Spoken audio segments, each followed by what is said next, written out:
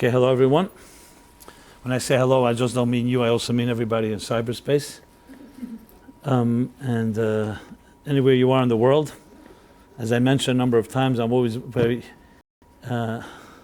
intrigued by the people listening in New Zealand, where now it's noon on Thursday of this week. So welcome, and we will be talking about the power of introverts. I want to dedicate the class sponsored by Judith Kirk in memory of her brothers, Kalman Mordechai ben David Eliyahu, Sheva Bas Yehudit Pearl. Good. So, as a short introduction, I never liked the word class.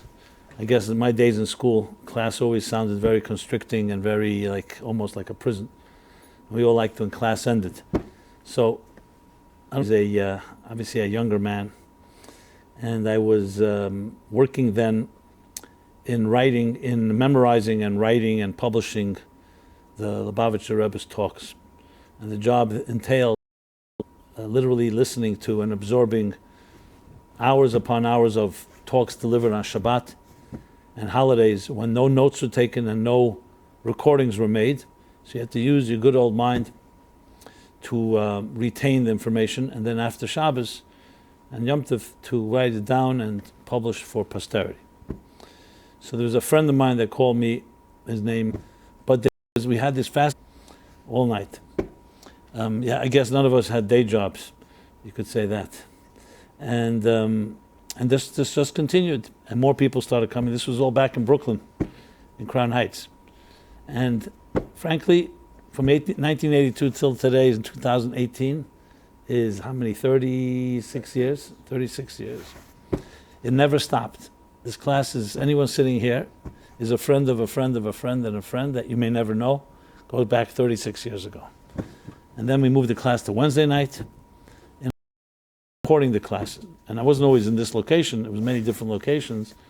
Have been literally diverse as extreme, along the entire spectrum and cross-section of the population. Literally. You never believe the types of people. And I, thank God, I can remain in contact. There are people sometimes walk in here Wednesday night I haven't seen in 20 years. I'm not exaggerating. But I remember them. They remember me.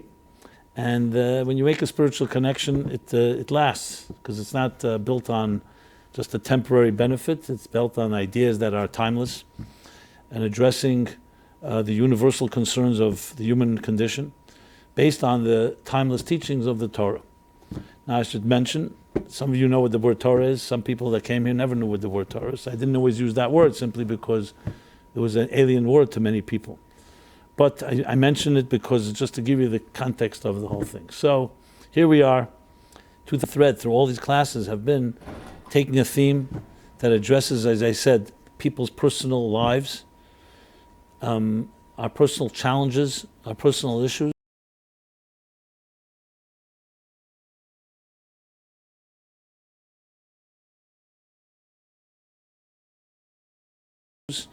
and finding the wisdom, the universal wisdom of Torah that can apply itself to those ideas and challenges.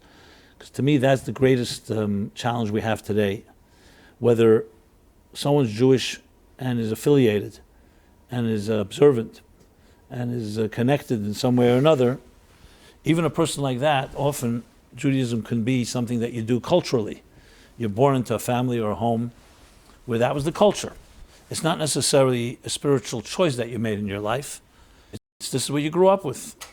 Not to say that's a bad thing, but often it's not necessarily something that you worked on or you chose.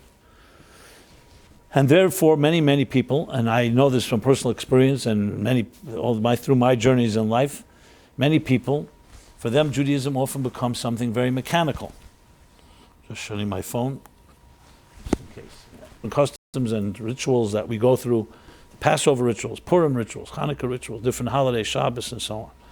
And you end up being more or less a mechanical Jew. It doesn't mean you're a bad person, but it means you're following through a culture and a ritualistic culture that doesn't necessarily have what we'll call vitality. It's not necessarily passionate, exciting. So what happens with a Jew that grew up in the system in that fashion? Many things could happen. One thing could happen is that you remain that robot, and you perpetuate whatever was given to you, and you build your family, and the mechanical Judaism continues on. It's one scenario. Another scenario is you live a double life. You're a mechanical Jew on the outside, and the inside life, you do other things that are not necessarily consistent. Another option is you just leave the whole thing, because it doesn't mean anything to you. It's not relevant. You're not just going to do it by rote just because your parents did it. The top things that are most important in your life, I would say that most from Jews would not necessarily say Judaism. They may say money, they may say power, they may say bring up a good family, but not necessarily mitzvahs or even study of Torah. Some may not. If you ask how many people how many people turn, there are people who sit and listen to every word of the reading of the Torah on Shabbos. They even correct the reader of the Torah. There are people who are professionals, correctors. And they listen every word. They don't want to miss a word. And they follow every iota of a mitzvah, and every hidur, every detail. And then, if they have a psychological issue in their lives, let's say shalom bayis issue, the difficulties between husband and wife, or challenges with their children, or internal challenges, their own challenges, which is addictions, different temptations and seductions, challenges like fears, inhibitions, insecurities. This will go to therapy for. Things that people come from childhood, trauma, abuse, etc. I would want to know how many people do you think that are religious Jews that listen to every word of the Torah, open up a Torah to try to find an answer there. I don't think I could count 5 people that I know that would do that.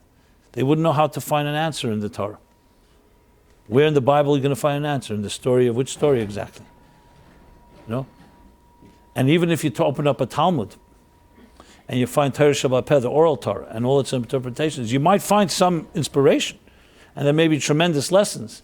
But to say that that's the go-to book that you would go to deal with personal challenges, most Jews would not answer that way. They'd say, I think it's some dichotomy of 2 worlds. One is your Jewish life, and one is your personal life. Now, when you take into account the majority of the Jewish people today, which are not observant, you could imagine the dissonance is even greater, because they don't even know what the Torah is in the first place. They're not even doing mechanical mitzvah. You feel the passion and the excitement. Just as excited and passionate you are about things that are close to your heart, that you can see that in Torah you find that message and that lesson.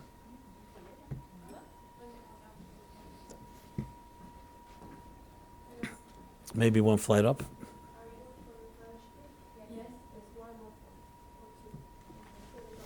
There's a lot happening in this building tonight, huh? Okay, you're welcome to be here, but I think the party you're looking for is upstairs.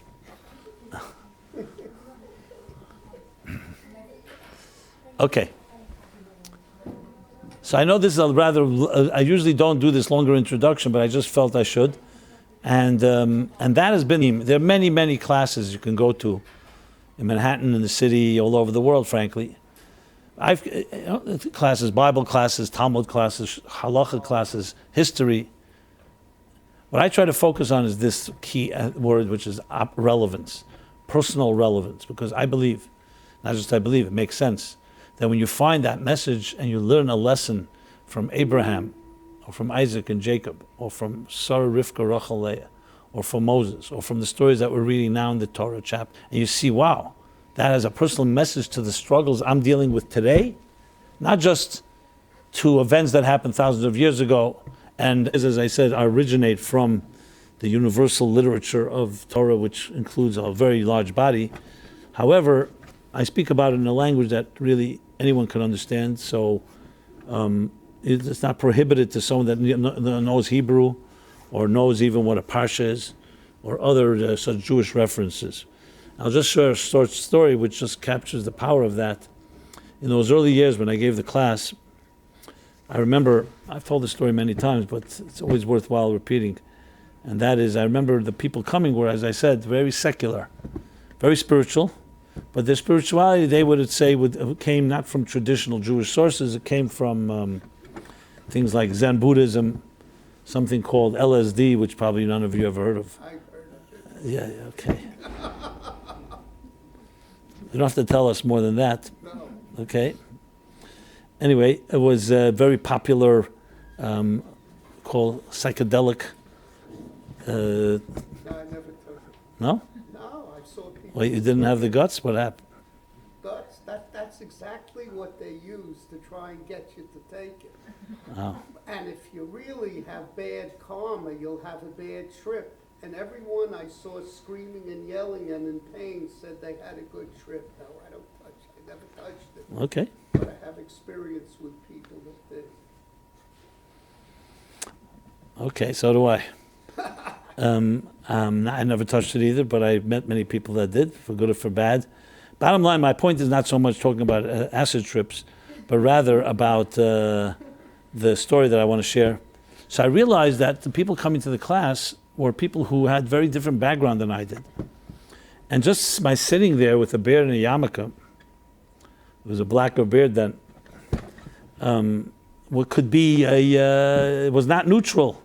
I was definitely projecting a certain image, and I didn't know. I felt I was like at a disadvantage, that before I even opened my mouth, they could be judging me or stereotyping me. Schlepped him to synagogue in Yom Kippur against his will, or remind someone else of an irrelevant Hebrew school teacher that taught them hollow bar mitzvah or bat mitzvah lessons, or maybe even good memories. So I just felt I felt in that sense like not knowing who I'm speaking to.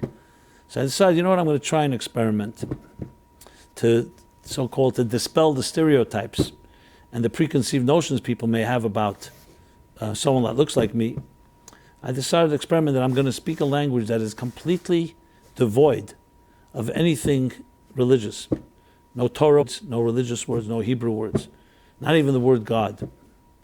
And I came up with this whole language, and I said spirit, matter, form, and function. The people were like, I remember they were sitting, they were like, I had their entire attention, they were like mesmerized, I would say. Anyway, a few weeks go by, and a fellow comes over to me. He was a singer in a rock and roll band called Jay and the Americans. They were a big band in the 60s, a best-selling band. Hit a lot of hot hit singles. And he was a singer in the group.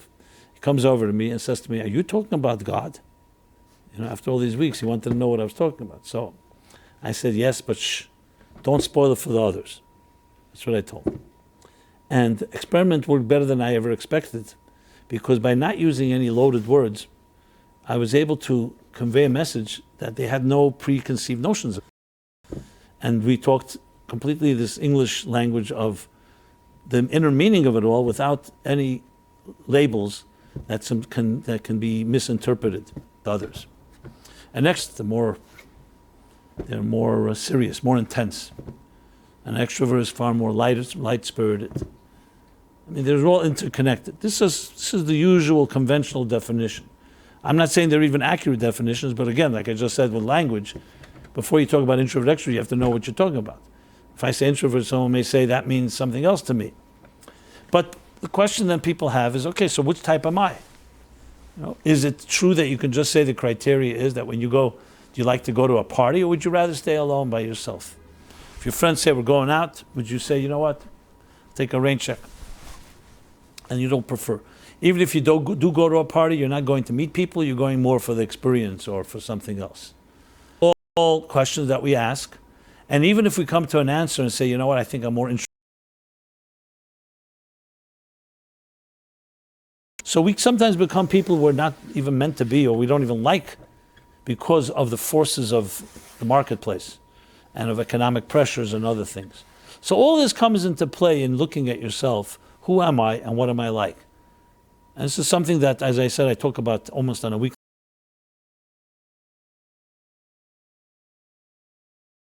Misunderstands introverts. I remember, like everybody I'm sure remembers, I had classmates in my class when I was a kid. Remember one particular guy was so very quiet. It would be like the classic introvert. And everybody thought, including the teacher, that he was a stupid guy. Because whenever, any challenge or any... I'm saying, is this guy, what is he exactly? Now, is he an introvert? As I said, I still haven't defined even the word in a way that's acceptable to all of us. But he definitely appeared like an introvert, because he would not go out. He was not interested in parties, wasn't interested in people. It was even, in the beginning, he wouldn't even show friendship. I didn't have to pull teeth because he did have what to say, but we became very friendly. And I recently met him even years later. As I said, he had the other things that got into the way of his life, but it was a classic. I remember the misunderstanding of a child that can be the best, you can pick on them. The point is that so much of our lives as children, as we grow up, is so coming from that defines a human being.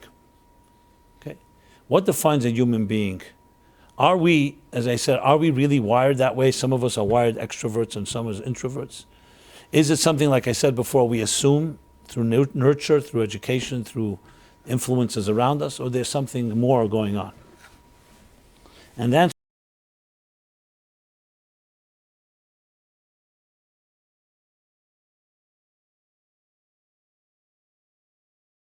there's absolutely more going on. Because you can't answer the question, are you an introvert or extrovert, if you don't first answer a bigger question, which is, what makes us tick? Who is the human being? Before we start classifying and labeling people, you're extrovert, you're introvert, let's define who are you, what do we know for sure about a person? And here we get into a very interesting analysis. Because if you go by the terms of modern psychology, which is really around 100 years old, a little more, 110, 120 years old. Sigmund Freud, the good Jew, the good Jewish mother, is considered the father of modern psychology. Today, absolutely, there are many who have wandered, who have definitely digressed from his approach and actually adamantly disagreed with his approach. But he's still the guy to disagree. You always hear his name. He's the guy that you don't agree with. So you have, it was Jung. The matter is there are psychiatrists, there are psychologists, there are therapists and social workers, and they probably outnumber medical doctors. No one even knows the numbers, but it's that factor in life. Today it's like people are even proud. They say, here's my dentist, my doctor, my therapist. It goes like, my accountant, my lawyer. It's on there. Some people even have this card. I never saw that. That's it's meant to be a joke. Yeah. Okay. It happens to be true, as ridiculous as it is. You ask most people, who are you? They actually give you their business card. Initially, and you should have the time to be exploring who you are. But once you get into the rat race and the merry-go-round of life, the roller coaster, and you have to pay bills, and you have responsibility, and you have a family to take care of, like many people say, I don't have the luxury to ask who I am. I don't have time. I have to pay. I have to get I have to make. This is Freud's analysis of the human being. You go to the other extreme, Viktor Frankl, for instance, will say no. Man's search for meaning, logotherapy. He will say the core of a human being is the search for meaning. With all the different evidence he has, and he was in the camps during the Holocaust, and demonstrated how people who had meaning in their lives were able to survive even the harshest situations because they had something transcendent. Jung also, much more spiritual than compared to the raw, let's call it materialistic view of Freud. Not to say that Freud's view is not sophisticated, but it defines a human being in a very defined way. So then you ask yourself the question, how do we come to the conclusion? What is the human being? Who's the human being? Huang is based on this, from Rabbi Shneur Zalman of Liadi, and other texts that talk about this, which is really based on what's called the Shari Kedusha, the gates of Kedusha, of holiness, from Rab Chaim Vital, the great student of the Holy Arizal. One voice is take care of myself, and the other one is to change the world in some way, to bring light and warmth to others. You get the idea. So we could say then that the identity of a human being is like two voices, and they're in struggle, they're in battle with each other. Like Yaakov and Esav, Jacob and Esav. From the mother's womb, they always struggled, as the Torah says. They were two nations that she carried, two archetypes. One the warrior, and one the scholar. I'm intentionally using that expression. So now, once you get to that place, you say, okay, so what makes us tick? Makes us tick is that we have, lies at the heart of relationships. You have a partner, you have a spouse. Is it all about me, and my spouse is here to serve me? Or is this a mutual partnership? Give and take. And there's humility, and there's a giving. You're not just here to take. There's a selflessness. Relationships that have one or the other are not going to function well. There'll be dysfunction. But you also have to, you're in a relationship with someone else. It's not just about you. You could put it the way Hillel said, it may not nearly mealy if I'm only for myself. If I won't be for myself, what am I? And the other side of it, if I'm only for myself, what am I? So which one is it? It sounds contradictory when you first read it. The answer is not contradictory because we need two things. We need an identity. We need an independent individual identity. That's healthy to have. But you don't have an individual identity at the expense of everything else. And the simple analogy for this is when you look around, look at everything in nature. Look at your own human healthy body. You see it all the time. Look at the human body. You have a mind, you have a heart, you have lungs, kidneys. I'm just listing a few. Millions of different pieces. Are they individuals or are they team players? The answer is both. If they're not going to do what they have to do, then you will have destruction. If they only do what they have to do and they don't interact with anything else in your body, there'll also be destruction. So the best example is like a symphony, an orchestra. You can have 100 instruments, 100 musicians playing different instruments. They each know when to play comes their turn, but they also then defer to the next step. And that's what makes it beautiful. We call that harmony within diversity. So it's not singularity of one single cell or one single unit. Everyone is an individual, but every individual is aware that it complements and is complemented by the others. And yes, it sounds like a paradox, but that's the only way true healthy organisms work. This paradox of individual balanced with others. Exactly like Hillel said, if I'm not going to be for myself, if you're not going to do your job and say, you know what, I'm just relying on the crowd or everyone else, that's not, no. You need to do what you have to do. The mind cannot be the heart. The heart can't be the liver. On the other hand, they each defer, they each see to or yield to the others as they all interact with each other. So in essence, you really need the two souls, because even the animal soul is not a bad thing. It's fine to to take care of your own needs. We have the concept, chayecha koidmin, my life comes first. You have to take care of your own needs. You can't just be a selfless creature that doesn't think about yourself and only about others. That's not healthy either. But you can't think only about yourself. That's the point. It has to be a balance.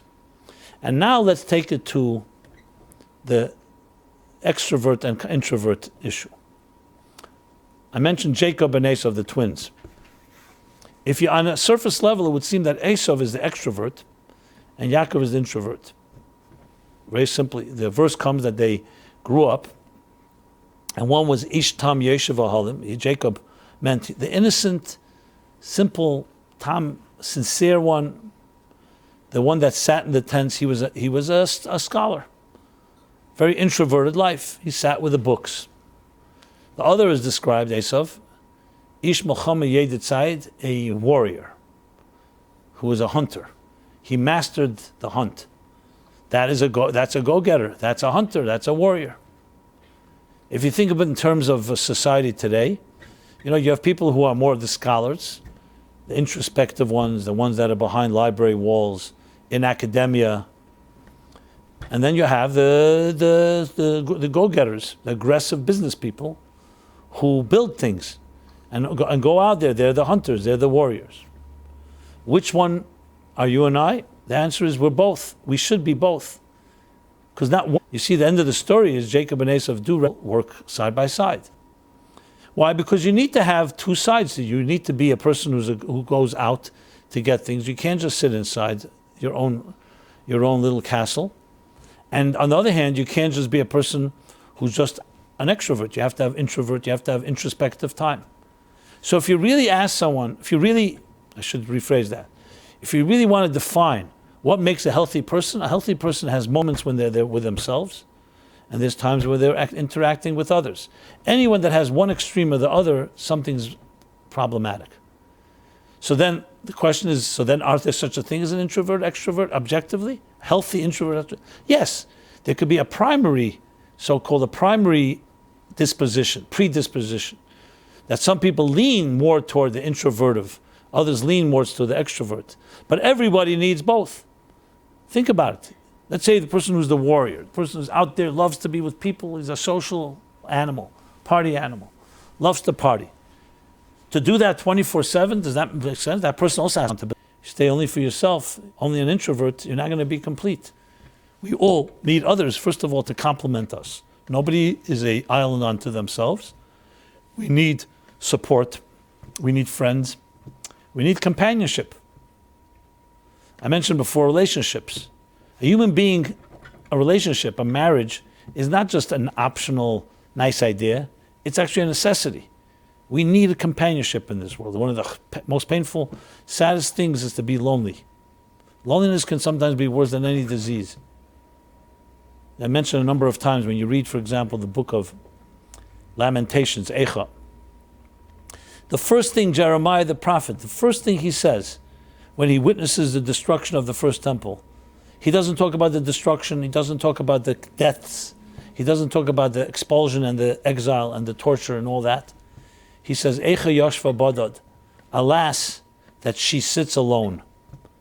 The loneliness of Jerusalem was more painful to him than anything else. Because when a person has friends and has companions, we can get through anything. But when you feel isolated and alone, then you don't feel the strength to get through things. So the pain is pain.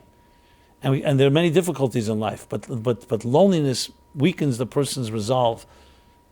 Companionship, friendship, you have others that care about you, gives you strength. So to say just introspection, just introvert, no, that cannot be the case. So the first half of Hillel's statement negates being total extrovert, which means I have to be for myself.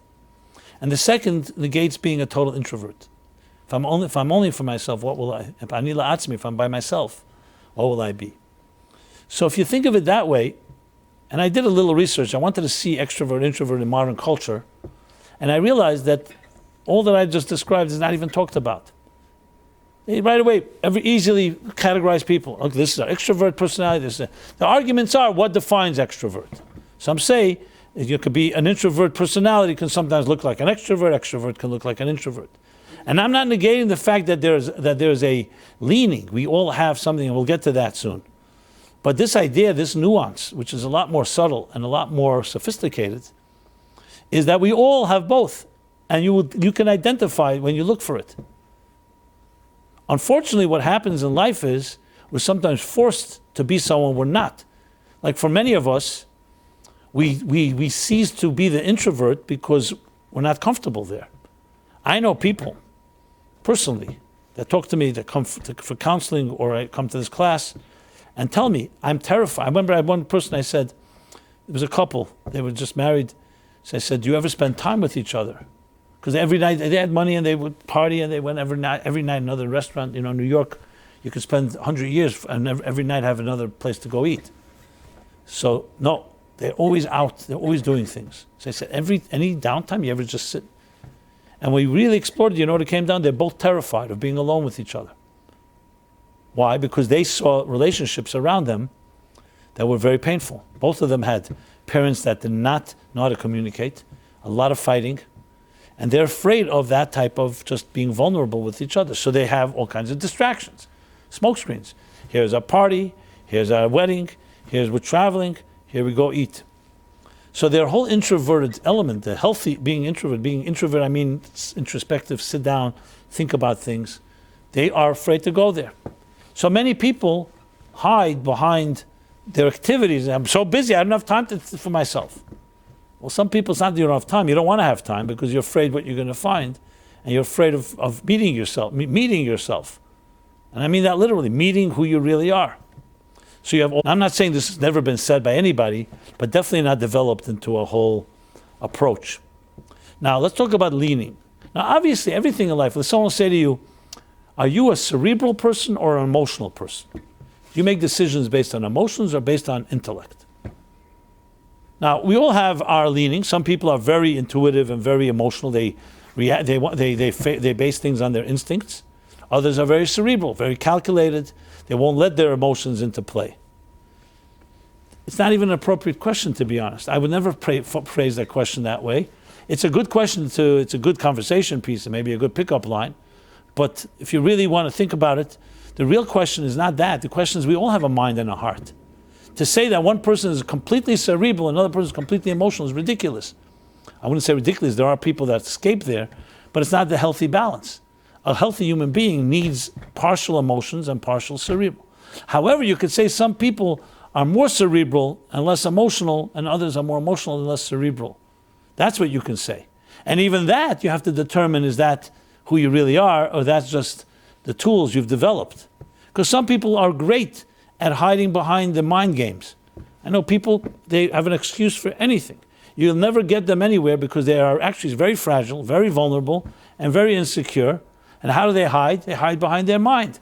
They can explain anything. And they can manipulate anyone with their minds.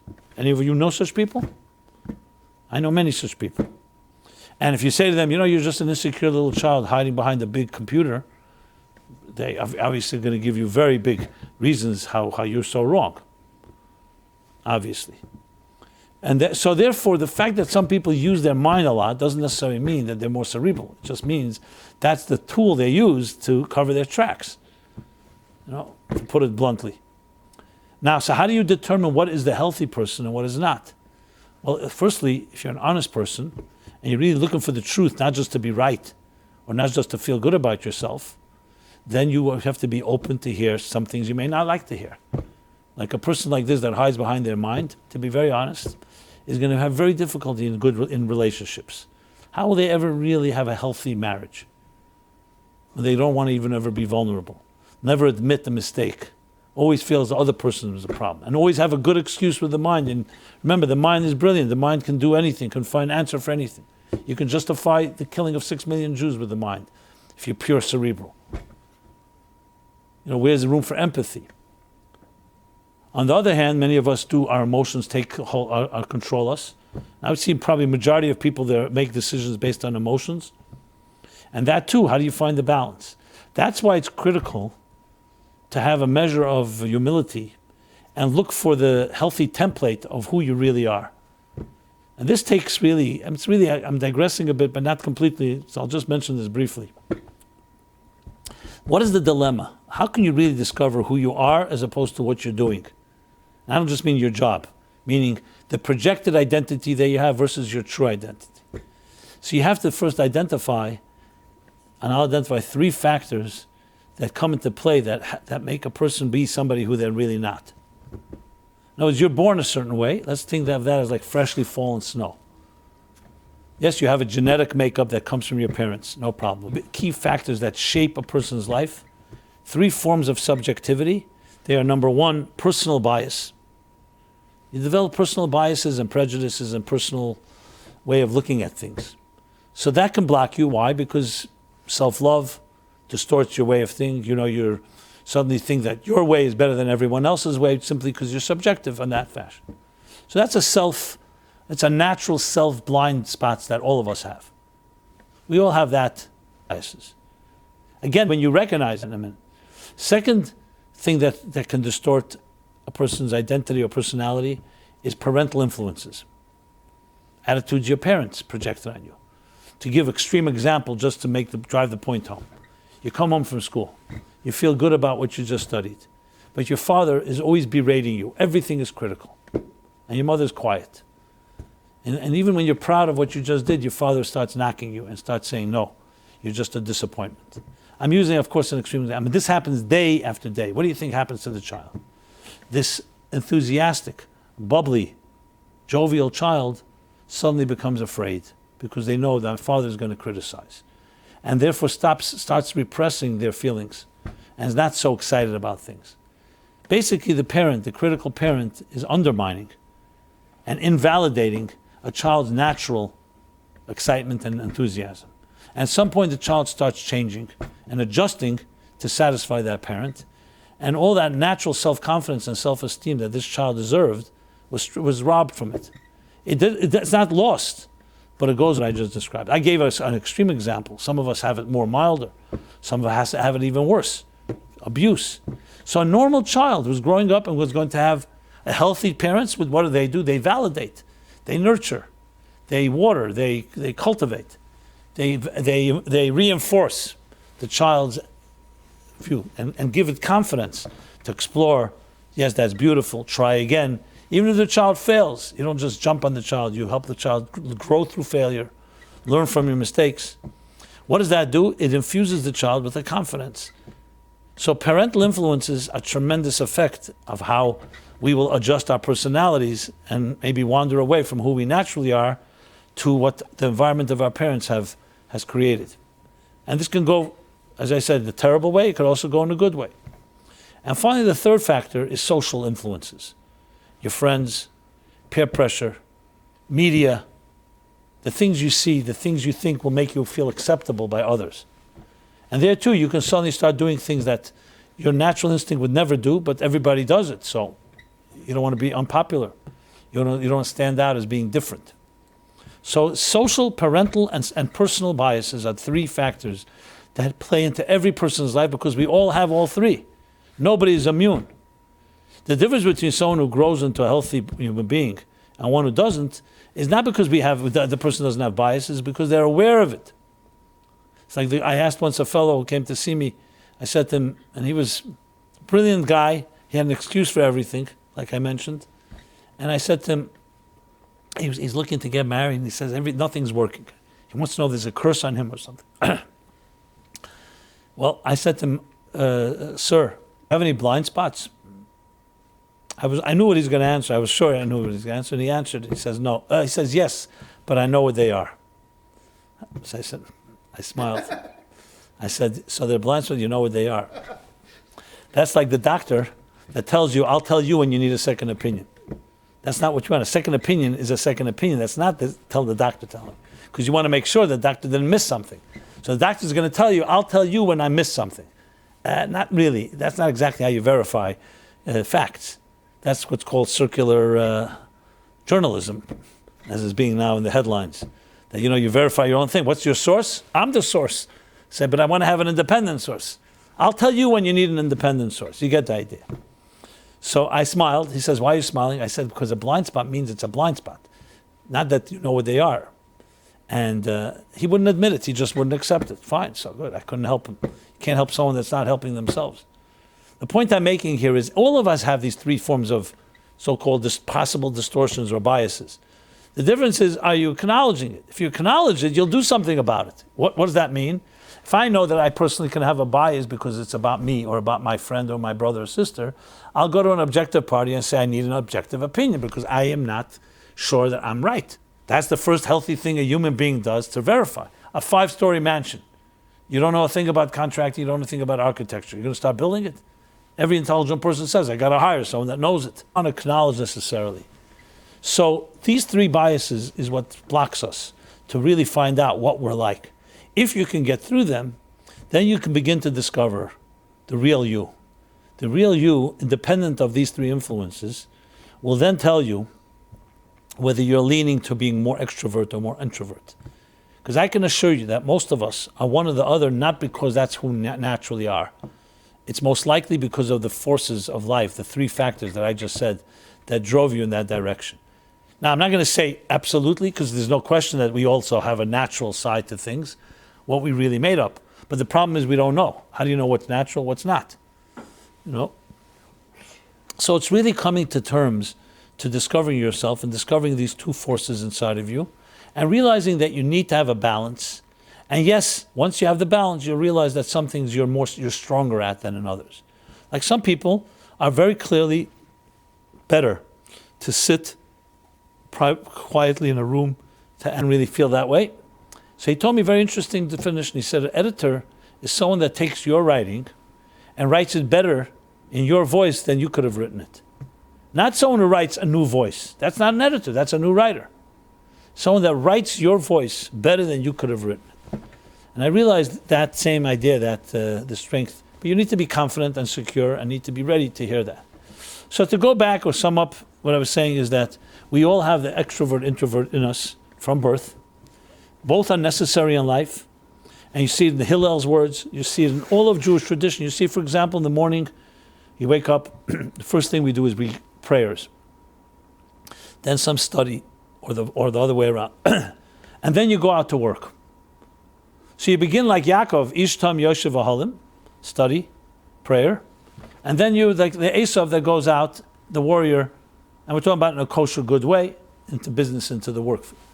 Every week we have 6 days of the week where we go out, and the balance is when you're able to balance the two perfectly, which effort, but you have to be able to understand these two elements. A person that is just out there and doesn't have time to introspectively look at, and we have to always look at ourselves and say which part of us is, what are we doing right now? Where are you more active in? Which world, the introvert or the extrovert? See if it's in a balanced way, and then try to see what you're like if you strip away the three biases I mentioned as much as possible, and see what are you like, not in the environment of your parents, not in the environment what society demands, and somewhat get an objective opinion by asking another person, because you yourself may be biased. And I guarantee you, do the suggested things the exercise, not close to our limits. That's why there's so much more to learn about oneself. And these exercises, the things I've been discussing, are great tools, I believe, to help a person get to that place. So on a final note, I'll say this. In my own little experience in life, people I meet, my own observations, you find that every human being you meet has unbelievable, much more strength and potential and beauty than they even know. Thank God I've been blessed to be able to see that. And it's a great thing to see, because I know people who see other people, they always see the negative in everyone. They see how little you can do. And they're always great to remind you, don't get your hopes up. Who do you think you are? So it's great to be able to look at people and be able to see that a soul's capacity is far more beautiful, more powerful than even you yourself may ever know. And seeing that gives you a lot of strength, because it helps you give you confidence in people. And then the question is, how do you help people get to that place?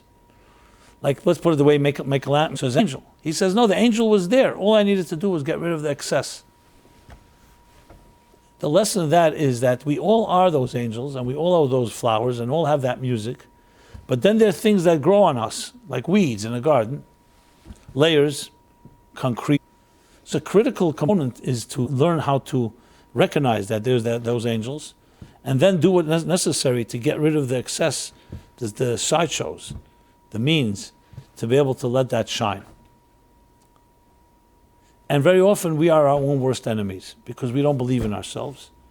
And we buy into the myth that other people tell us that weaken our resolve and our self-confidence.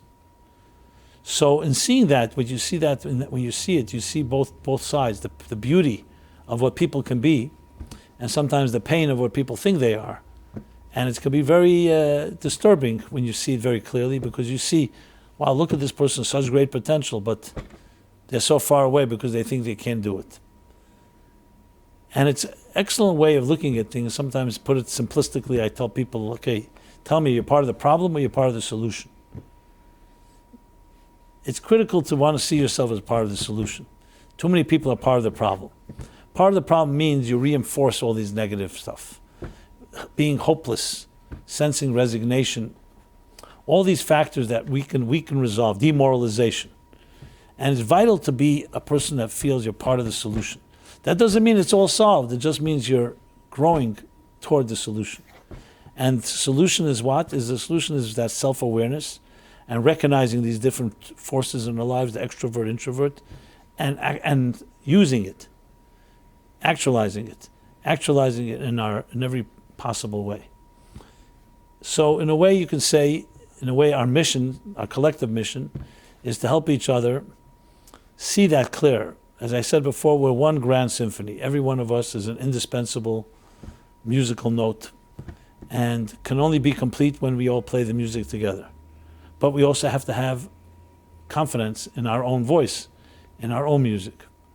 And that's the challenge, is to help people find that voice, and then help them see how they complement and others complement them.